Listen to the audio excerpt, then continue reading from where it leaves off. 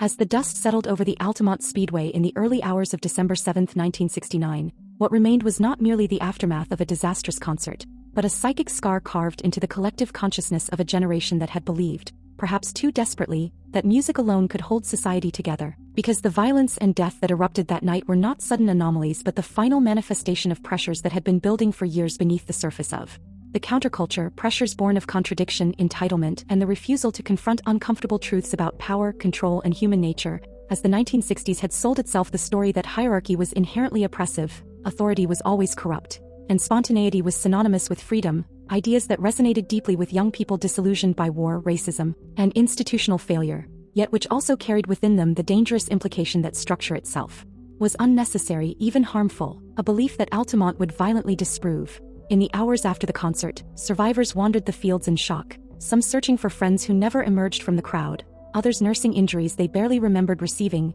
their memories fragmented by adrenaline, drugs, and trauma. While helicopters lifted the Rolling Stones away from the site under cover of darkness, the band members silent and shaken, grappling with the realization that their presence, their decisions, and their assumptions had played a role in something that could never be undone, a weight that would follow them for the rest of their careers. News of Meredith Hunter's death spread rapidly in the days that followed, and as details emerged, the narrative fractured along familiar social fault lines, with some attempting to frame the killing as an isolated act of self-defense, others as a racialized tragedy, and still others as proof that the counterculture had lost control of its own mythology, while the presence of film footage prevented any single interpretation from fully dominating, because the camera had captured too much, exposing the rawness of the moment without commentary or mediation, forcing audiences to confront the reality that ideals collapse differently when viewed from the ground rather than from slogans. The documentary footage, later released to the public, became one of the most unsettling cultural artifacts of the era, not because it sensationalized violence, but because it showed how ordinary people, placed in an environment stripped of safeguards,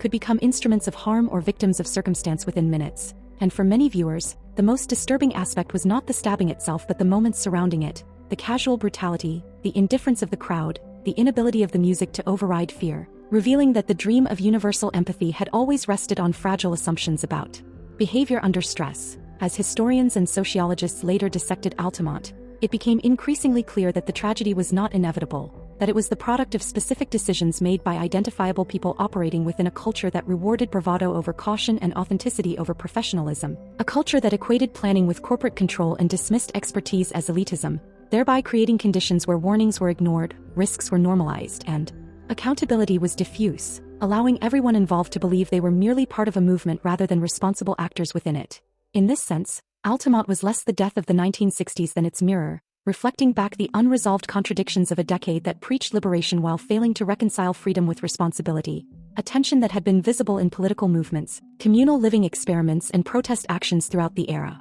but which found its most visceral expression on that dusty California hillside. For the families of those who died, particularly the family of Meredith Hunter, the cultural symbolism meant little compared to the personal devastation, the loss of a son, a brother, a future erased in seconds, and the painful experience of seeing that loss debated, dissected, and contextualized by strangers, while legal proceedings offered no sense of justice or closure, reinforcing the bitter truth that historical significance does not soften grief. Meanwhile, the music industry quietly but decisively absorbed the lessons of Altamont, ushering in an era of professionalized security, elevated stages, controlled access points, and crowd management strategies rooted in engineering and psychology rather than idealism, changes that would save countless lives in the decades to come but which also marked a shift in the relationship between artist and audience, replacing intimacy with distance, trust with protocol, and spontaneity with risk assessment, a transformation that many mourned even as they acknowledged its necessity. As the 1970s unfolded, Altamont receded from the headlines but not from memory,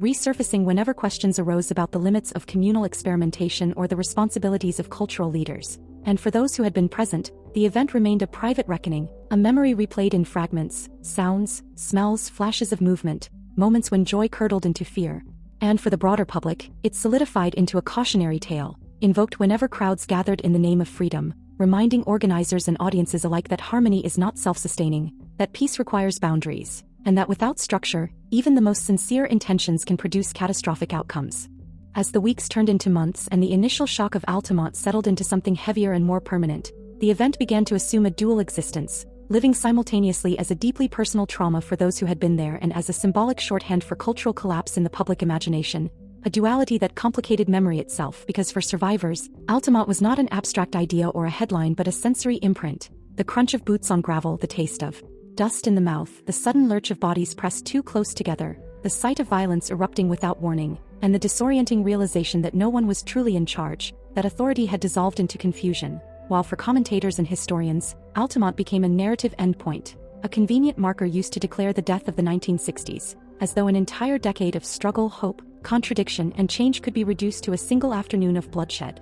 Interpretation that itself mirrored the oversimplifications that had helped produce the disaster in the first place. Yet beneath the symbolism, the deeper truth of Altamont lay in the quiet aftermath, in the lives that continued in altered form, as attendees returned home carrying stories they struggled to articulate, some minimizing what they had seen, others obsessively replaying it, many experiencing a profound disillusionment not only with music festivals but with the broader promise of collective transcendence, because Altamont exposed the uncomfortable reality that shared ideals do not erase individual fear, aggression, or prejudice, and that when structures fail, people revert not to harmony but to instinct, a lesson that would echo far beyond the confines of the music world. Within the Rolling Stones' inner circle, the event prompted a period of introspection and defensiveness, as the band faced criticism from fans, journalists, and fellow musicians who questioned their judgment, their decision to continue playing, and their association with the Hells Angels. Criticisms that clashed painfully with the band's self-image as provocateurs who nevertheless believed in the unifying power of rock and roll. And while public statements expressed regret and sorrow,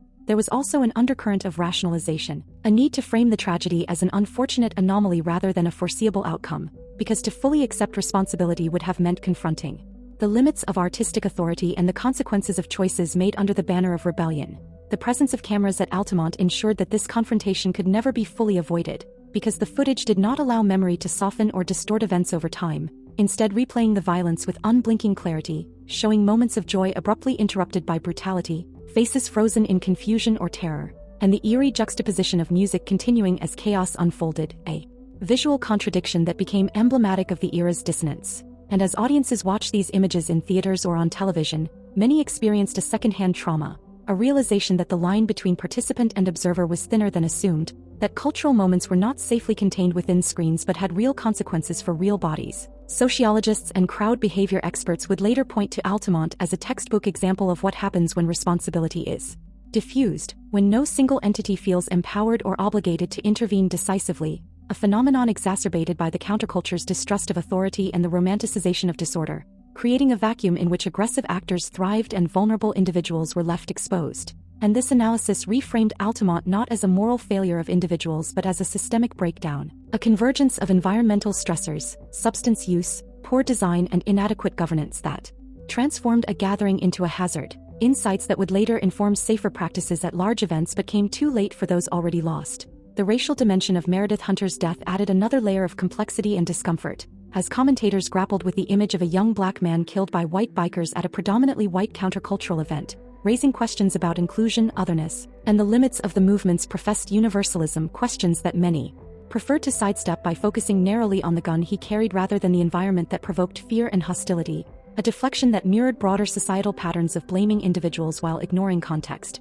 and in doing so, revealed how deeply entrenched inequalities persisted even within spaces that claimed to transcend them. As the early 1970s unfolded, the optimism that had once fueled massive free gatherings gave way to a more cautious, fragmented cultural landscape, with festivals becoming increasingly commercialized, regulated, and controlled, a shift often lamented by those nostalgic for the perceived purity of earlier years, yet undeniably shaped by the recognition that safety required planning and that freedom without safeguards was an illusion. And while some mourned this transition as the loss of authenticity, others recognized it as a necessary evolution, a maturation forced by tragedy rather than choice. Altamont thus became a reference point, invoked whenever debates arose about the balance between spontaneity and safety, between artistic expression and public responsibility, serving as a grim reminder that ideals must be grounded in reality to endure. And for younger generations encountering the story years later, it functioned as both warning and myth, a story retold with varying emphasis depending on who was speaking, sometimes as a morality tale about excess,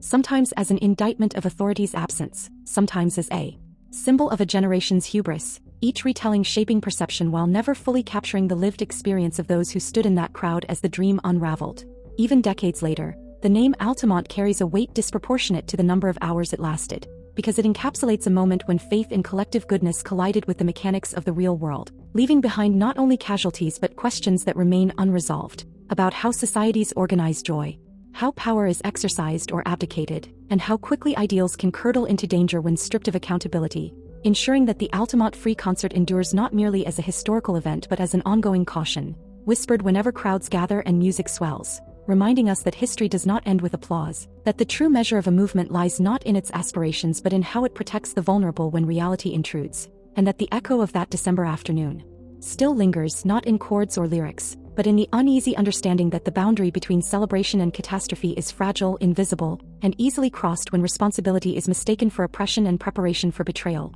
A lesson written not in manifestos or melodies but in memory, loss, and the silence that follows when the music finally stops.